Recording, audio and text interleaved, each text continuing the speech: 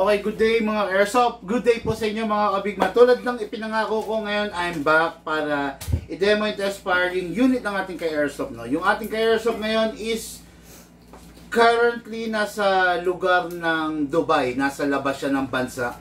At sa ngayon ay ano pa lang siya, nalalapit pa lang yung araw ng bakasyon niya. Okay? Shoutout and good day, good afternoon, and congratulations sa iyo, Sir June Magsino of June Magsino of Angeles, Pampanga. Si Sir June Magsino is ano siya, malamang to OFW, no?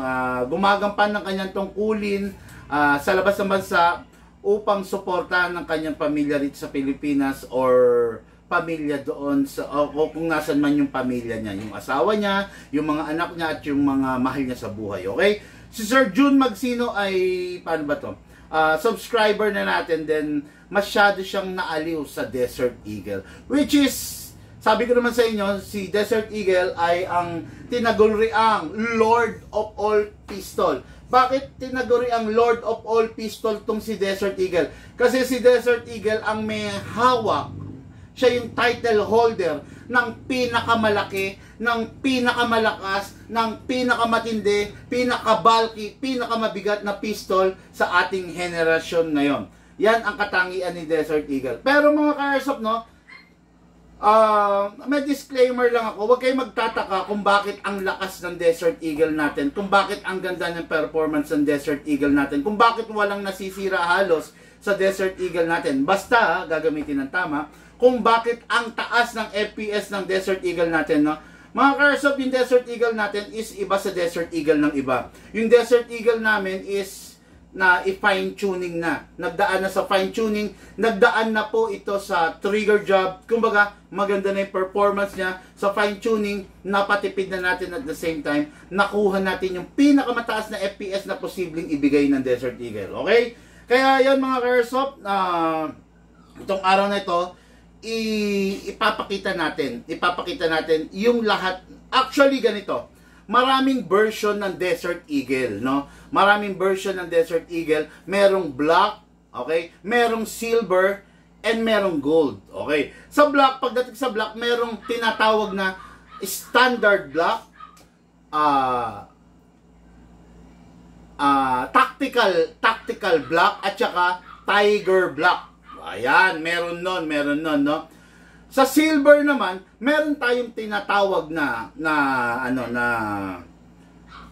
standard silver, tactical silver, ito yon. At saka yung tiger silver, no? Anda, ganito, para hindi na kayo maguluhan, no? Papakita ko. Mga ka-Airsoft, I would like to present to you the Desert Eagle standard silver. O, yan. Ito yung standard silver. Kung makikita ninyo, plain lang siya, ordinary siya, wala siyang mga rail, walang rail sa baba, walang rail sa ibabaw na pwedeng paglagyan ng mga accessories like flashlight, scope mount, or laser. Plain and ordinary lang siya, which is, yun ang nagpa-sexy sa kanya. Yun ang original version ng Desert Eagle, no? Okay? Then, merong tinatawag tayo na tactical silver, no? Tactical silver. Ito yung tactical silver. Okay. Kung makikita ninyo, ang kaibahan niya rito, look at this one, mga ka-Airsoft, no? Ang kaibahan niya, ito, walang mga rail sa upper and lower. But look at this one. Merong rail sa upper, merong rail sa lower. Okay. Yan, ha? Ito yung tactical version. Then, meron tayong tinatawag na yung pinaka-rare, no? Pinaka-rare sa mga Desert Eagle, sa Lord of All Pistol, the Silver Tiger. Okay, Silver Tiger. Kung makikita ninyo, ayan, ito yung standard. Ayan, tingnan nyo, kulay silver siya. But this one, look at the stripes design. Ayan, ayan, kung makikita nyo, hindi ko lang alam, ayan, nakikita nyo, Tiger Edition yan. Pag sinabi Tiger Edition, kinuha yung stripes, no, ng tiger, ng tigre. Ayan, no. Kung makikita nyo, wrap around dyan. Hindi ko lang alam kung malinaw sa camera natin, sa ilaw natin, ha. Pero wrap around dyan, hanggang ibabaw, hanggang kabilang side, wrap around hanggang ilalim. Yan. Tiger Edition. Kumbaga, hindi siya yung ordinary na coating na meron yung barrel. Tiger Edition siya, napakaganda. Ayan, makikita nyo, yan, di ba? Ito yung pinaka-rare sa lahat ng mga Desert Eagle. Again, meron tayong black na standard, meron tayong black standard, tactical black na Desert Eagle, at saka meron tayong Tiger Black. Okay. Sa silver naman, meron tayong tinatawag na standard silver, tactical silver, at saka Tiger Edition silver. Okay, no? Ngayon, pagdating naman dito, ito yung rare, no, yung mga Tiger Edition.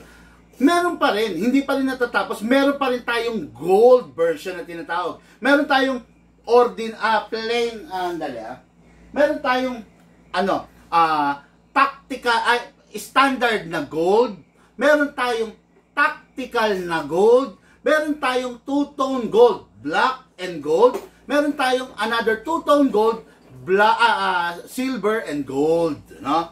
Ang daming version ng Desert Eagle.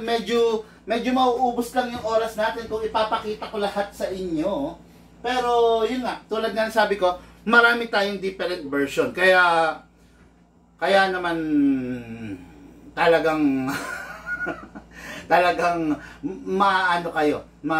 mabibighani kayo at magugulantang kayo sa dami ng version ng Desert Eagle. Okay? Ayan, ito ipinakita ko lang sa inyo yung very rare na Desert Eagle, which is wala yata, as far as I know, sa abot ng kaalaman ko, dito nyo lang makikita to dito sa atin sa Big Man. Plus, tayo lang meron pala nito, tayo lang may stock ng ganitong model, no? Plus,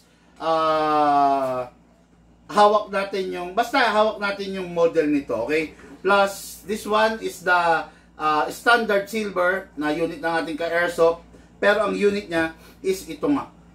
Ganda, di ba? Laki, no? Tabi ko lang tong iba kasi nakakatakot tong magasgasan, mga very rare of the rarest unit to eh. Kaya hangga't maaari, syempre, ayaw natin magasgasan, ayaw natin magalusan. Tabi ko lang mga airsoft, no?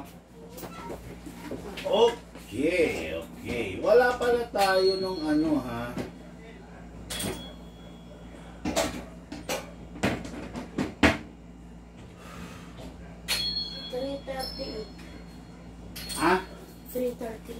338. Okay, sa ngayon, dire-diretso na tayo, live na tayo. Tulad nga sabi ko kanina, huwag po kayo magtataka kung bakit. Kasi ngayon, i-chrono test natin yung Desert Eagle natin, no? Huwag kayo magtataka kung bakit ganun ang result ng Desert Eagle natin.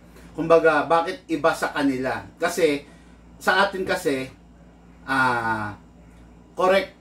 i-correct na ang mga glitch, tapos na-fine tuning na rin, no? Kaya na-itono ng mahusay, na-itono ng maganda, na-itono ng maayos sa pinakamaganda at posible na performance ng unit, okay? So, let's begin mga ka-airsoft. This is the Desert Eagle Tactical Silver. Makikita ninyo, merong rail sa ibabaw, merong rail sa ilalim, okay? Yan, kakaiba yan. Ngayon, let's do, remove the magazine by pressing here. By the way, ang Desert Eagle is fully licensed. Pag sinabing fully licensed, lisensyado. Hindi ibig sabihin kailangan mo na ng papers or what. Paki-check kung ano yung dumating. Fully licensed, ibig sabihin, lisensyado nung original na gumawa ng Desert Eagle, ang hawak ko ngayon. Ilang piraso? Ibig sabihin, 1:1 replica to, okay? Kung ano yung tunay, yun siya, okay? Patingin nga, Lucas. Sandali mga ka-airsoft, may dumating tayo na order, okay? Yung gagamitin natin sa camping tent. Kunin mo yung pegs natin, yung 20mm, yung ganyan lang kahaba. Yung pegs, yung mga nilagay natin kahapon, kuha ka lang, tignan mo kung papasok dito. Okay, doon na. Tapos ilagay mo na ito sa loob, ha? Yan. Okay, no? Yan, isang size lang. Yung kahit isang size lang. Kahit yung pinakamaliit lang. Okay. Okay, so, ayan, as I was saying kanina, fully licensed sa Desert Eagle, no? Ibig sabihin, Kung ano yung tunay, kung ano yung size ng tunay, yun din siya. Kung ano yung lapad ng tunay, ganun din siya. Okay? Walang pagkakaiba, ganun na ganun. Ultimo tong sight, ultimo yung grip, ultimo yung design ng grip, ultimo tong bibber, ultimo yung trigger, lahat. Kung ano yung original na Desert Eagle, yun siya. Kung gaano siya kalaki, ganito rin siya. Okay? Yan, tama-tama. So, let's begin by, this is the magazine mga ka-airsoft. This is the magazine of Desert Eagle. Napakalaki, kakaiba, no? Kung makikita nyo, wrap around, wala siyang opening tulad ng mga ordinary or mga low level na units, no? Kung makikita nyo, saradong-sarado paligid niya. That is why, meron siyang kasamang special, okay, very good, balik mo na. Meron siyang kasamang special reloading stick. Yan, kasama niya to, no? Okay, so, previous na to, okay, no? Yan, ihiwalay natin. So, this is the magazine. Ang magazine ng Desert Eagle, maximum palagi of 30 rounds. Kayang-kaya, pasok na pasok yung 30 BBs. Pero mga ka-airsoft, ito, lagi kong pinapaalala sa inyo to. Wag na wag ninyong pupunuin, wag na wag ninyong sasagarin ng bala yung magazine nyo. Kasi bakit? Siyempre, yung magazine natin, merong spring sa loob. Yung spring sa loob pwedeng humina through time kung palagi ninyong isinasagad yung bala nyo. Okay? Kung palagi ninyong isinasagad yung number of BBs na mailalagay nyo sa unit. Kaya lagi kong bilin sa inyo, huwag nating isasagad. Okay? Ngayon maglagay tayo ng silicone oil. Silicone oil, ginagamit po ito para po yung unit nyo tumagal. Para po yung unit nyo mabawasan yung wear and tear. Para yung unit nyo, hindi magkaroon ng leak. Okay? Press the valve. You need to press the valve mga ka-airsoft para yung oil papasok sa loob. Just imagine kung hindi nyo press yung valve, ang tendency yung oil tatambay lang dito sa ibabaw. Hindi siya papasok. Pero pag naka-open yung valve, papasok siya sa kaloob-looban. Okay? Then, spray din tayo dito sa inlet valve sa ilalim. Yun. Okay. Ito na. Alam mo, sa totoo lang, sa tuwing dinedemo and test fire ko ang Desert Eagle, mga ka-airsoft, kinakabahan ako. Why? Bakit ako kinakabahan? Ang lakas nito. No? Ang lakas nito. Grabe ang lakas nitong Desert Eagle na to. Kuha tayo ng 0.20 grams na BB. Siyempre, gusto ko maipakita ma-chrono test natin itong mga unit na to. No? Okay? So, okay. Let's begin. Ano yan? Okay, let's begin. Maglalagay tayo ng bala mga ka-airsoft, no? Maglalagay tayo ng bala. Ito yung tinatawag na reloading stick. Ganito pag-reload dito, ha. Reloading stick, kung meron kang reloader, okay, reloading stick, magpapump ka sa kanya ng bala. Meron dyang sukatan, 5, 10, and 15. Ibig sabihin, pag nando ka sa 15, ibig sabihin, 15 BBs yun. Ayan, no? Okay? Yan. Yung una kong ipapasok is random BBs. I don't know the exact na laman nito. Minsan may 0.28, minsan may 0.30, minsan may 0.25. Kaya ito muna ang una kong gagamitin din. Magpapasok tayo ng mga 0.20 para yun ang pagbabasihan natin ng lakas niya. Okay? Pasok. Okay? Ngayon, paano natin maipapasok ito? Ayan, tingnan nyo. Ayan yung BBs, oh, di ba? Paano natin maipapasok? Push down lang. Oh, yun. As simple as that. Medyo madali lang, no? Okay, then, dagdagan pa natin dahil yung una ng pinasok natin is 15. Dagdagan natin ngayon ng, syempre, ng BBs na 0.20 para ma-chrono natin. Para makita naman ng ka-airsoft natin yung result ng unit na nagustuhan niya. Okay? Lagyan natin, I think this is 11 BBs. Okay? Yung una natin nilagay is 15. Okay? Ayan, ha? Tusok mo lang ulit to. Ayan, ha? Ganyan. Tusok mo lang. O, yun. As easy as that, pasok na. So, 15 plus 11, oh, yun ang 26 BBs ang na-load natin. Okay? Okay. So, ngayon, ang Desert Eagle nga pala, ito, paalala ko muna. Ang Desert Eagle is capable. Pwede, ibig sabihin, capable siya of, of 12 kg, of 14 kg. Regarding the CO2, as far as I know, as far as kumbaga sa lawak ng aking kaalaman, wala pang Desert Eagle na CO2 magazine, no? Yung Taiwan, meron yung China meron yung China, no, yung KWC. Pero yung Taiwan na Cybergun Desert Eagle, wala pa silang nilalabas na CO2 magazine. Kaya I can say na don't use CO2 kasi hindi pa sila capable. Okay? Pero 12 and 14 kg pwede, kayang-kaya ng Desert Eagle. Kaya, syempre, gamit tayo ng 14. Okay. This is a 14 kg. Again, pwedeng siyang gamitan ng 12. Lagyan natin ng gas. 1, 2, 3. Bakit 3 seconds, Big Man? Sabi mo 2 seconds. Nilagyan ko ng 3 para makasigurado lang kasi itong unit na to, malakas to. Malaki to. So, syempre, pag malakas, malaki, syempre, baka hindi kumasya yung 2 seconds. Pero who knows? Hindi ko pa rin sigurado dahil actually, second time ko pa lang na nag-tuning, nag-upgrade ng Desert Eagle. Okay, no? Kaya ngayon, ipapakita ko sa inyo yung chrono result ng Desert Eagle. Lucas, paharap mo na lang muna to sa camera. Salitan mo, ha? Uy, bakit walang battery?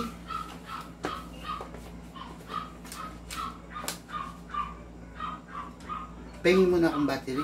Doon sa loob yata meron. Kuha. Oo, doon sa ano, 'di ba? Doon sa divider na lang. Ay, meron pa tayong ano, 'di ba? Ever ready? Wala na ba? Diyan meron ba? Sige, dali, pakibilis na. Nasa live tayo.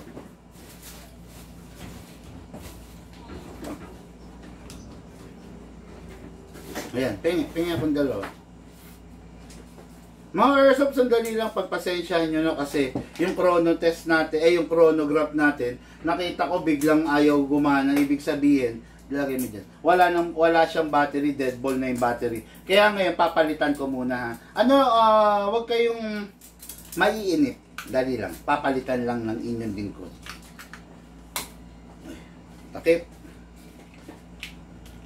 Ayun, okay na mga airsoft. O, ayan, may battery na. Ngayon, ipakita mo yung result both camera, ha? Ayan. I-focus mo, ha? I'm very excited, no? Okay, sige. Okay na? And 0.20 grams ang laman ngayon. Tignan natin yung chrono result ng Desert Eagle natin. Pasok sa unit. Tumatawa. Mama. Ano? Tumatawa. Cancel mo muna. Okay. Ulit. Pasok sa unit. Kasa. Ready to fire. Okay, firing tayo. Desert Eagle, first fire. 469. 469. Second fire. 466. 466. Second fire. Sa kabilang camera. Okay? Okay. Third fire. 460. 460. O, mga ka-airsoft, biruin mo yun. Meron kang 400 plus 460 na Desert Eagle. Pero meron ibang Desert Eagle na mas mataas pa. Meron din naman mas mababa pa. Just imagine, meron kang airsoft na partida, mga ka-airsoft, ang lamig ng unit. Nasa aircon pa tayo. Sabihin na natin, kung nasa labas, kung nasa mainit tayong panahon, magpo 480 to 490, no? Pero ngayon, yun ang naging result niya dahil malamig yung unit. Para lang patunayan ko sa inyong malamig yung unit, ito yung temperature gauge natin. Ito. Yung temperature natin, yung aircon natin, which is 20 degrees. Kita nyo? Malamig kasi rito sa shop. 20 degrees, ayan o. 21.8 degrees. Okay? Ngayon, tingnan natin yung temperature ng barrel. 27.1. Biruin nyo, ang lamig ng barrel, oh. Kasi, 24.8. 25.4. Oh. Malamig yung barrel. Tingnan nyo yung temperature ng katawan ko. Ba't ang lamig ko rin? Sa bagay, nakatapat kasi ako. Nakatapat ako sa aircon, eh. Ayan. Ang temperature ng katawan ko, 29.4. Biruin nyo, ang lamig ko, no? Kasi nakatapat ako sa aircon. Tignan nga natin yung paa ko, yung hindi nakatapat. 29.3 yung paa ko.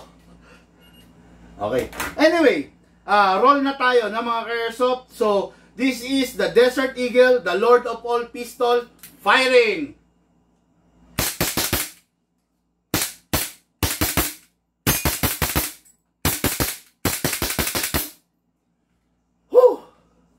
Literal na mahirap kontrolin, literal na pangmalakasan, literal na siga, literal na barako. Ito ang katangian ng Desert Eagle, the Lord of all pistol. Isang rounds pa para masubukan natin ng gusto yung lakas ng Desert Eagle, no? Okay. Lagyan natin ng another 15 rounds.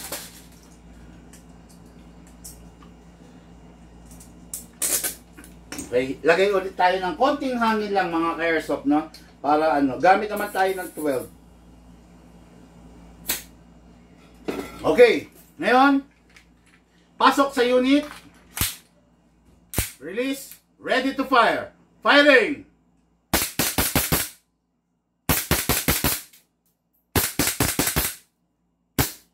Open bolt, kasi mga ka-airsoft, wala na yung bala. Next thing to do, release the magazine. Then release the slide. Then rest the hammer by pressing the trigger. Sa mga Desert Eagle user dyan, meron lang akong isang paalala. Mga ka-airsoft, wag na wag ninyong pipindutin, wag na wag ninyong i-access ito. Ang release ng magazine dito. Okay, dito, itong part na to. Hindi po dito ha. Again, hindi dito ang release ng magazine. Dito po, okay? Kaya it is very important na mapanood to nung ka-airsoft natin kasi baka magkamali siya. Hindi po dito ang release ng magazine. Dito po. Pag dito nyo po napindot, magdi-dismantle yung unit. Okay? Dito po sa ilalim, ha? Itong ilalim at hindi po ito. Okay mga ka-airsoft? Syempre, yung magazine natin, hindi natin makikita kung may lamang bala. Dito lang natin masisilip. Make sure na pag itatabi na, walang lamang bala. At pag hindi gagamitin na matagal na panahon, matagal na araw, make sure walang laman yung unit. Okay? Unit ng ating ka-airsoft ito. June Magsino of Angeles City, na kasalukuyan ay nasa Dubai, pauwi na, pabalik na ng Pilipinas para may lalaruin siya. Okay. Pag hindi na gagamitin, pasingawin. Bago iwanan, pasingawin. Dami laman, no? Mga ka-airsoft, ang previous ng ating ka-airsoft, syempre, tactical bag, 0.20 grams na bala, 0.25 grams na bala, at syempre, yung lifetime service warranty natin or lifetime warranty. Okay? Tapos, isa pa, free maintenance, free lubrication, free degreasing, free service every month. No? Lahat ng bumibili sa atin, announce ko lang, free service every month. No?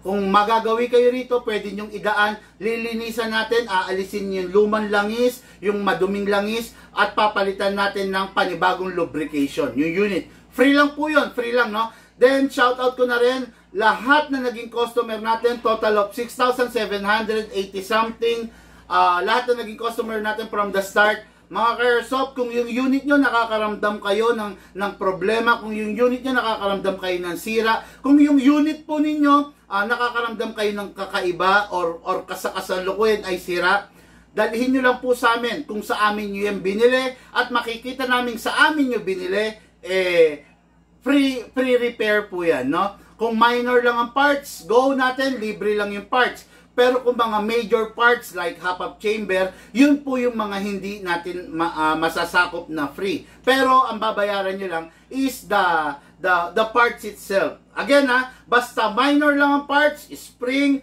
guide, lock, etc. Free lang po yun. Free lang. Pati labor, pati tuning, pati trigger job, lahat free lang po. Ang babayaran nyo lang is kung major parts yung naging problema nyo. Ano ba yung mga major parts? Nabitak yung slide, nabali yung inner barrel, nabengkong yung inner barrel. Ano pa? Yung half-up chamber, sumabog. Yung half-up chamber, bumuka, etc., etc., etc. Okay? Free lang po. Calling all big man VIP, big man client, simula nung una hanggang sa ngayon, kung may problema yung unit nyo, dalhin nyo po sa amin, libre lang po ang repair. Wala po kayong babayaran, maliban na lang kung major parts, no? Kung major parts, libre pa rin yung repair, pero babayaran nyo lang yung parts na nasira, okay? Dito lang yan sa Big Man, walang makakapagbigay ng ganyang quality, kalidad, at napakatinding serbisyo sa inyo, okay? Mga Airsoft, maraming salamat po sa inyo. Lahat po tayo nagmula sa iba't ibang larangan. Pinagbuklod, pinag-isa, ng iisang libangan. Yun po ang paglalaro ng Airsoft. Hatid po sa inyo ng inyong lingkod, Big Man. Thank you po and have a blessed day.